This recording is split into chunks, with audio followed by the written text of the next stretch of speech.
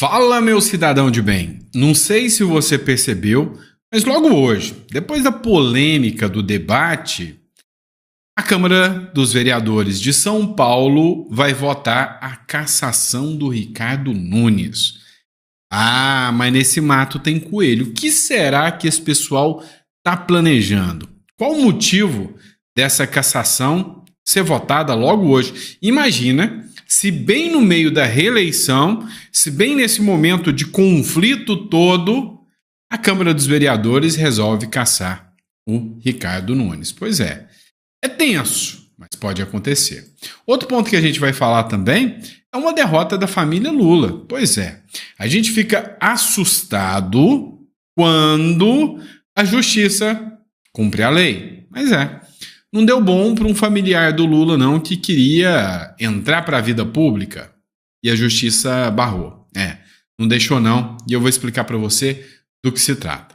Então não esquece de se inscrever, curtir, compartilhar, isso é muito importante para a gente. E não esquece também de conferir o nosso livro, né? Isso aqui é a forma que você pode estar ajudando o nosso canal. Então, Persuasão Política, só você baixar, é com base na confiança, tá? Você baixa o livro, você vai ter acesso a um conteúdo extremamente relevante. Lembrando que a gente não recebe nem um centavo sequer de dinheiro público para fazer o nosso trabalho. Fechado? Mas bora entender o que está acontecendo? Pois é, vamos começar com essa presepada aqui. A Câmara dos Vereadores, lá de São Paulo, resolveu colocar em votação hoje, está acontecendo, a possível cassação do Ricardo Nunes. Matéria do Paulo Capelli, Câmara de São Paulo, votará pedido de cassação de Ricardo Nunes. Adivinha quem está preparando essa presepada aí? O presidente da Câmara Municipal de São Paulo, Milton Leite, pautará em plenário hoje um pedido de cassação do prefeito Ricardo Nunes, que tenta a reeleição. Sabe o que é mais impressionante? É que o Milton Leite, que é do União Brasil, do mesmo partido do Kim Kataguiri e União Brasil, estão apoiando a candidatura do Ricardo Nunes. E como pode o Milton Leite está colocando um pedido de cassação do Ricardo Nunes? Tá. Tem um porquê desse pedido de votação entrar agora. O requerimento é da vereadora Elaine do Quilombo Periférico, do PSOL. Elaine do Quilombo Periférico, é isso mesmo, tá? Do PSOL. Ela alega que a prefeitura descumpriu uma decisão judicial ao promover novas ações truculentas na região, conhecida como Cracolândia, na região central da capital paulista. Para que um pedido de cassação seja analisado pela Câmara Municipal de São Paulo, é necessário que ela seja lida em plenário e, em seguida, avaliado por uma comissão de admissibilidade. Milton Leite afirmou que a criação do colegiado precisa ser votada, posição questionada pela vereadora do PSOL. Ela afirma que a instauração da comissão é automática e não precisa do aval da maioria dos vereadores. Abre aspas, diz o Milton Leite. O regimento diz que o presidente da Câmara tem até 5 dias para processar tal peça. Farei isso hoje em plenário, logo na abertura. Determina a publicação imediata no Diário Oficial. Eu votarei a criação da comissão e peço a indicação dos membros aos senhores líderes, caso o plenário aprove, disse Milton Leite na reunião de líderes. Resumindo aqui para vocês, é o seguinte, depois de feita a abertura, é uma espécie de um processo de impeachment, tá? É um impeachment do Ricardo Nunes dentro da Câmara dos Vereadores.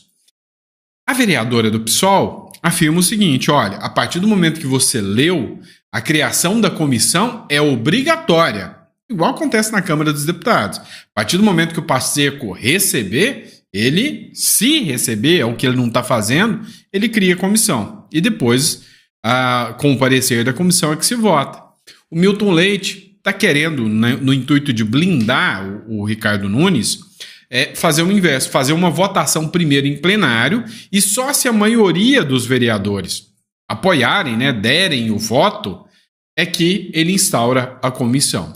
Tá, cá entre nós, a vereadora do PSOL está querendo favorecer o Boulos. Se rolar agora um processo de impeachment do Ricardo Nunes para o Boulos é maravilhoso, né? Porque dificilmente os votos do Nunes irão para o Marçal. A maioria é da galera da left, vai para o Boulos, mas, na verdade, o que a gente sabe é que o Nunes tem maioria dentro da Câmara dos Vereadores, graças, principalmente, a articulações também do Tarcísio de Freitas e da coligação. São 12 partidos de centro e de esquerda que apoiam a eleição do Nunes.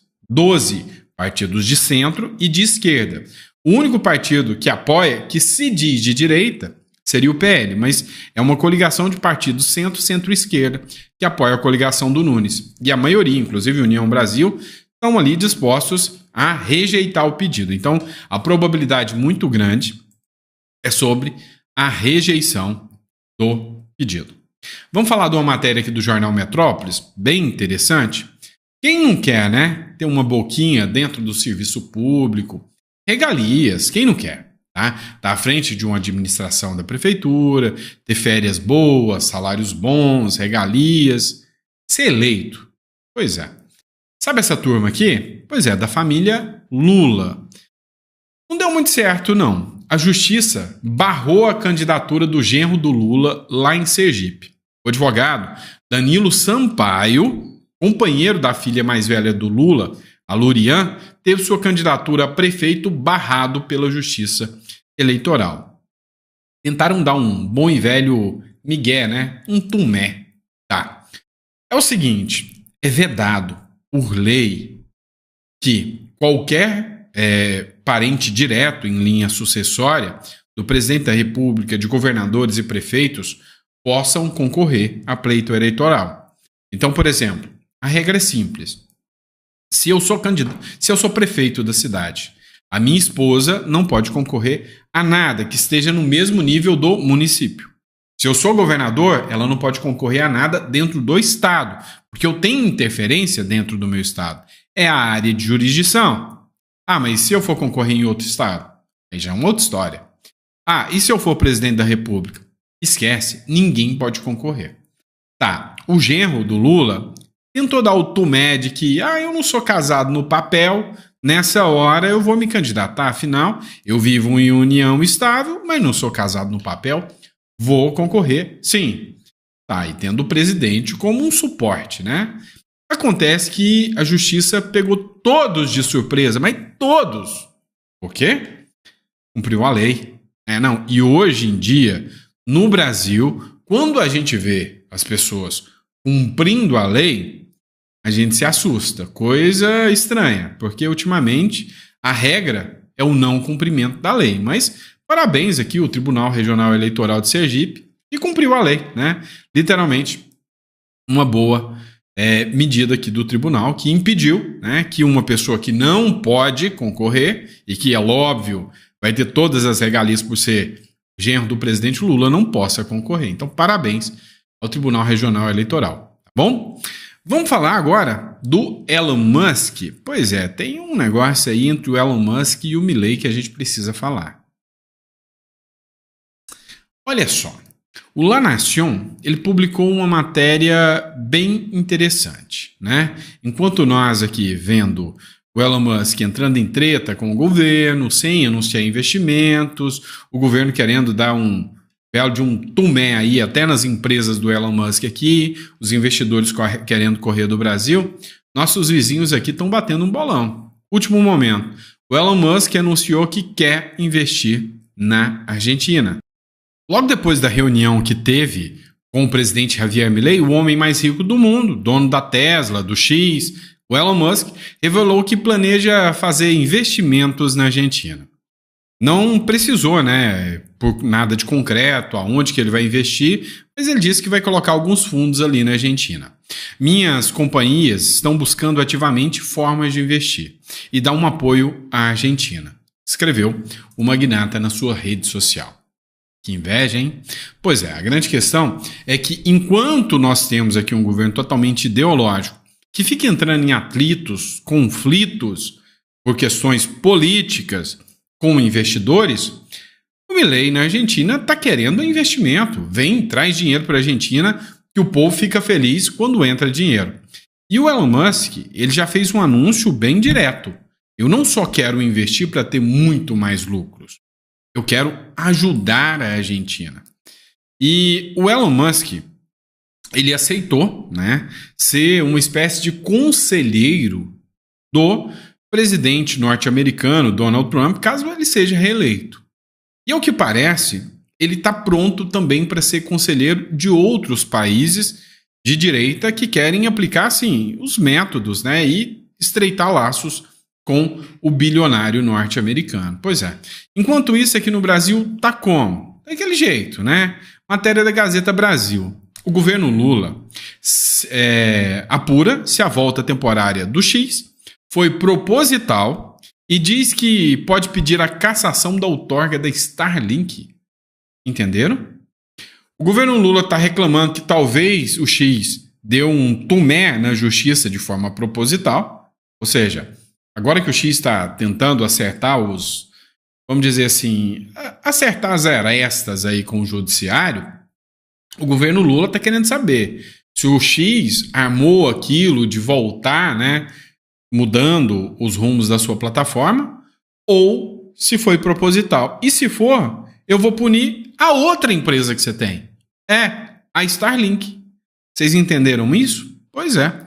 O ministro das Comunicações, o Juscelino Filho, aquele que está envolto em alguns escândalos aí do governo Lula, afirmou na tarde dessa terça-feira que a recente volta temporária do X no Brasil, ocorrida na última semana, está sob investigação para determinar se foi causada por falha técnica ou se foi uma ação proposital do X.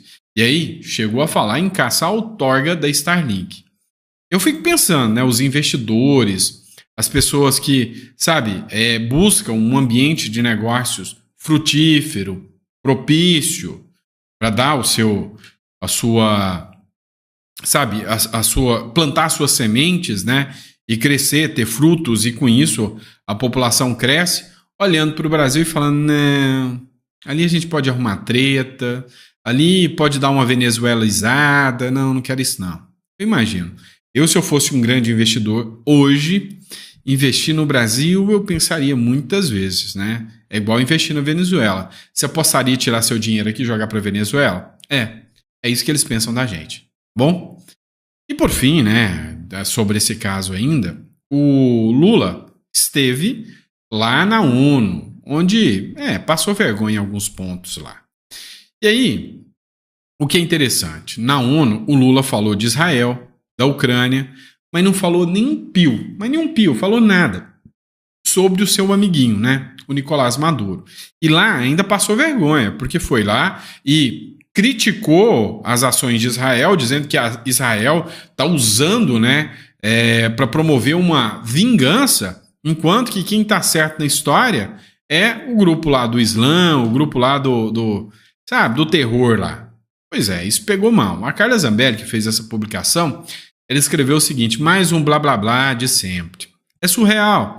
O cara vai na ONU fazer o Brasil passar mais uma vergonha na frente do mundo inteiro, coloca a Ucrânia no mesmo patamar da Rússia, como se tivesse responsabilidade pelo perseguimento e da agressão russa, e ataca Israel sem considerar os ataques de terror incessantes promovidos pelo grupo Hezbollah, amado por parte considerável de sua facção partidária. É isso. Lula segue culpabilizando as vítimas em detrimento de seus agressores. Essa é a esquerda que passa a mão na cabeça de bandido e culpa a sociedade e sua formação. Valores invertidos. Quanto a Maduro, seu amigo carniceiro que condena a sua própria população à fome, nada. Não falou nada. Pois é, a Carla Zambelli, que hoje foi alvo de muitas críticas de deputados bolsonaristas, tá? Olha, o bicho tá pegando, tá? Tá rolando uma treta por causa desse negócio aí do Pablo Marçal. E a gente vai falar sobre isso. O lance é que a Carla Zambelli, ela fez uma manifestação e na manifestação ela falou, olha, a última vez que eu vi alguém ser atacado dessa forma foi o presidente Bolsonaro. Como que estão atacando o Marçal desse jeito?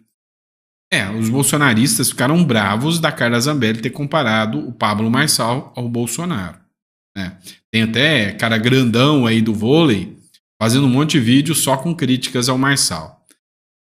Tem muita coisa que a gente vai falar sobre isso ainda. Mas antes, tem um ponto importante aqui. Uma tragédia que aconteceu. E se a imprensa ela não trata da maneira correta, a gente tem que tratar. Tá? Pois é. A gente está acompanhando a tragédia que está acontecendo no Brasil. Hoje, 2 brigadistas, José Almir e Ednelson, morreram durante o combate ao incêndio no Piauí. O José Almir, José Almir Portugal, tem 50 anos, e o Ednelson, cara, 30 anos, jovem demais, foram combater um incêndio em Uruçuí, lá no sul do Piauí, e quando chegaram lá, começaram a apagar os incêndios e deu uma rajada de vento, e o vento veio muito rápido em direção a eles e eles não conseguiram fugir das chamas. Infelizmente, o José Almir faleceu no local. Já o Ednelson, ele chegou a ser levado para o hospital, mas também não resistiu. É uma pena, né, que o nosso Brasil não valorize realmente quem precisa, né? Quem precisa, os heróis que deram a vida, que lutaram, que batalharam, né? Infelizmente, a gente sente assim uma inversão de valores sem tamanho. É funkeiro sendo tratado como herói, é gente do tráfico sendo tratado como herói, enquanto que os verdadeiros heróis que o Brasil conhece e tem, como a gente pode citar o caso daquela professora que morreu para salvar os alunos da creche, nenhuma feminista, né, comemora o dia dela. Então, assim, é uma inversão de valores sem tamanho. Pessoal, bora lá falar de treta, né? Treta pesada. Vocês viram que saiu uma matéria do Metrópolis dizendo que o Ricardo Nunes está bravinho com o Nicolas Ferreira, né? E há a possibilidade até de tentarem fazer retaliação contra o Nicolas, a boa e velha queima de reputação, né? A lacração. E a gente viu muito da esquerda acontecendo e que hoje a galera da direita, uma turma da direita, aprendeu, né? Então, a publicação que foi feita hoje no Metrópolis era: a campanha do Ricardo Nunes se irrita com a postura do Nicolas Ferreira. Cara, eu não achei, porque eu não tô acessando o Twitter, tá? Eu não quero gastar 50 pila à toa, tá bom? Mas o Michael Sullivan, ele fez uma publicação aqui dessa postagem do Nicolas Ferreira. Não sei se é verdade. Se for verdade, vocês me dizem aí se é verdade ou não. O Nicolas, filosoficamente, mandou um recado, uma mensagem ao Ricardo Nunes. Se realmente o Ricardo Nunes está incomodado com o Nicolas Ferreira, se realmente o Nicolas Ferreira não pode expressar sua opinião, se não a favor do Ricardo Nunes, o Nicolas filosoficamente escreveu: paguei.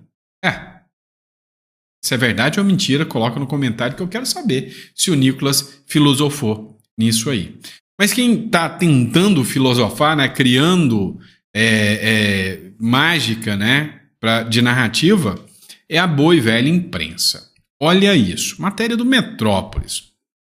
Sabe quem está transformando o debate num caos? A direita transformou a maior eleição do país num telequete. Ô, pessoal, Guilherme Amado, Datena é de direita? Vem cá. Ah, já sei. Você é o tipo de cara que justifica a agressão se o cara for de direita. É isso? E diz que o agressor de esquerda que bateu no cara de direita bateu por culpa do cara da direita. É isso? Cadeirada pode. É sério? Lembra do caso do aeroporto de Roma?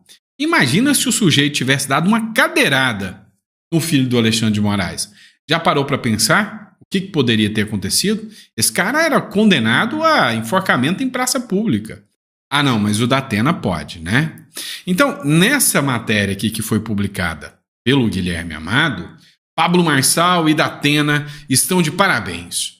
Com o murro que um assessor do Marçal deu ontem no marqueteiro do Ricardo Nunes, a eleição da maior capital do mundo, do país, virou um telequete oficial. Ah, então entendi. A culpa agora, se é que eu entendi, é do Marçal, né? Por causa do soco que o cara deu ontem. Cara, eu não me canso de me assustar com essa imprensa. Mas tem aqueles da imprensa que falam o que tem que ser dito. Olha, meu posicionamento foi o seguinte, e tá gerando uma discussão aí, né?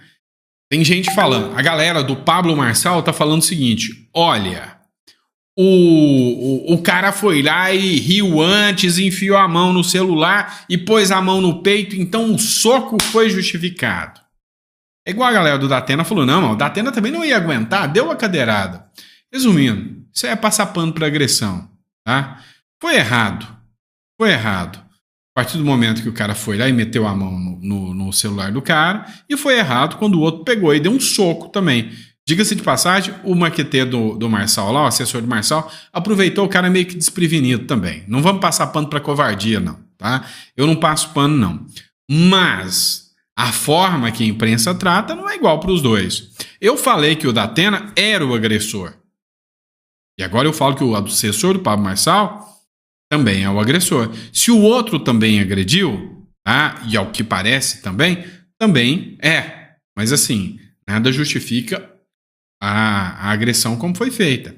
Dentro do direito tem um negócio que se chama proporcionalidade. Mesmo dentro da legítima defesa, você não pode agir dentro da falta de proporcionalidade. Exemplo que a gente usa no direito, o sujeito vem te dar um soco. Você pega a arma e dá um tiro no cara. Isso é proporcionalidade? Não, não é. Né? Vai bem além. O Adrilles fez uma reflexão muito interessante. O Adrilles é candidato a vereador em São Paulo, e aí ele fez essa publicação aqui. Tá? Presta atenção aí o que ele falou, que eu achei super coerente. Debate de ontem para prefeito de São Paulo: violência simbólica e violência real. A violência simbólica é a parcialidade do apresentador, a parcialidade do Flow em retirar um candidato simplesmente por tecer críticas incisivas a outro candidato, a saber, o Pablo Marçal. Desde que o mundo é mundo, desde que existem debates políticos, desde que existem disputas políticas, chamar um outro candidato de ladrão, ameaçar de ir preso por cometimento de um crime, é da ordem das provocações do debate.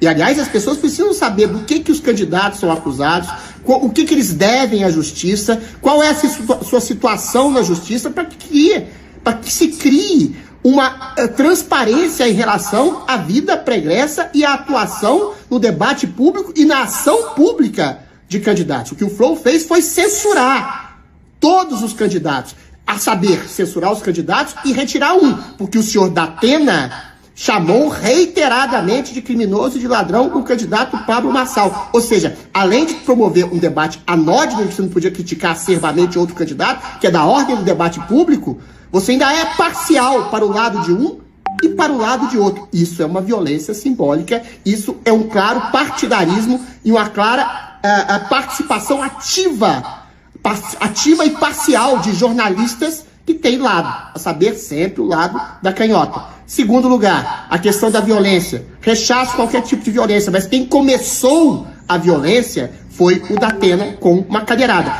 Quem incentivou a violência foi todo o consórcio, Boulos, Datena, toda a grande mídia que justificou essa cadeirada.